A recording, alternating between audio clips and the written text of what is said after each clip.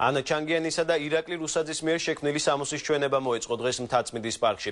ღონისძიებისთვის ჯიდი სტუდიომ ფოტოები გადაიღო, რომლებიც 6 მარტს ხელოვნების სასახლეში გამოიფინება, სადაც შეზღუდული შესაძლებლობების მქონე ბავშვთა დასახმარებლად ღონისძიება გაიმართება.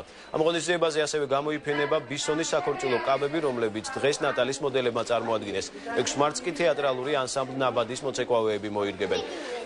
ხელოვნების სასახლეში გამართული ჩვენებიდან შემოსული თანხით შეზღუდული შესაძლებლობების მქონე ბავშვებისთვის სასწავლო კურსები დაფინანსდებდა.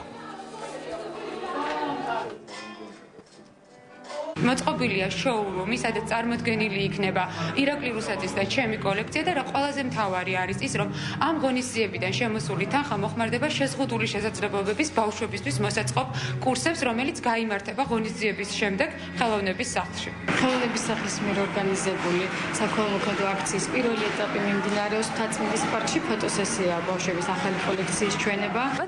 დღეს ყოფებით მთაწმინდის პარკში, მიმდინარეობს ფოტოსესია, ვიღებთ მოდის სახლი ბისონის შექმნილ კაბას, რომელიც სპეციალურად დაამზადეს ანა ჩანგიანის ხელოვნების სახლის პროექტისთვის.